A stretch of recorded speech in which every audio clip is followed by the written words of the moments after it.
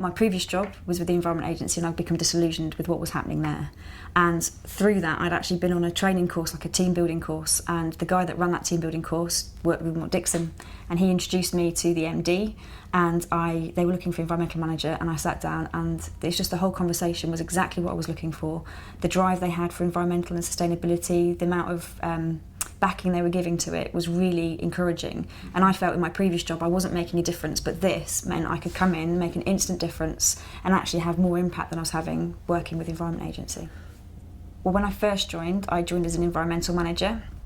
So basically, I joined back in 2005 just as Wilmot Dixon were really getting to grips with environmental management. They'd got an environmental management system, but it needed a bit more tweaking to get it up to the ISO standards. And I was probably one of the first environmental managers with an environmental background, so my degree was in environmental management. The other environmental managers were in the business already, had an interest in the environment, but probably had construction background as opposed to environmental. So when I came in, I worked with the other environmental managers. We really shaped that EMS, got it implemented, and it was all about changing the views of people on site to make them change their ways to look at this environmental in a serious way and embed it into their day-to-day life, basically. I've always looked at career paths as being quite straightforward, as in you go up a ladder, and recently I've been working with Jenny Chesterton, an educational director, and I found her really useful to work with to get a better idea, especially now I'm a working mum, getting influence from her. And she gave me a book called Lean In by Sheryl Sandberg, and in that book it explains that everyone gets stuck in this way of always looking at careers as a straight up ladder and you're always waiting for the person ahead to move. But she describes it more of a jungle gym.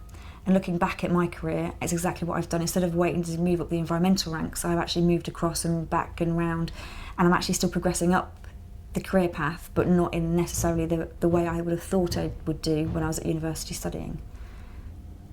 So I returned to work in January after having twins, and they were 9 months old when I came back to work. And by talking to them, we agreed that I'd come back in a staged return. So I actually came back 2 days a week to start with for a couple of weeks, then 3 days, then 4 days. Because for me, the biggest challenge was getting the girls into a routine at home that would fit in around work. And having two of them, I wasn't quite sure how that was going to take to begin with. So I wanted to take it steady coming back.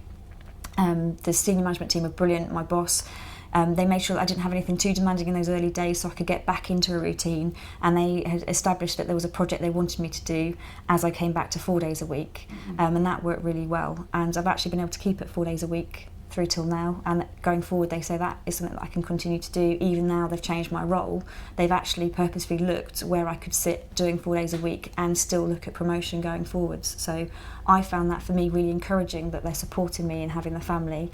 They've also been really good in terms of when the girls are sick and I have to go home. They know that I catch up late or over the weekends if I've missed work, but they've been really good in that respect. I have to say I always look for a challenge, and if I am in a job where the challenge is gone, I'm always looking for the next thing. So this to me is a major challenge where I can go in, I can influence, I can change how we do things to make sure we improve how we're winning our work, get better rates coming in, and actually then help train the rest of the pre-construction team to make sure going forward we've got the right skills to make sure we're getting the best result for the business. So I'm actually someone that quite likes that whole challenge. If it was a mundane job, it wouldn't be for me.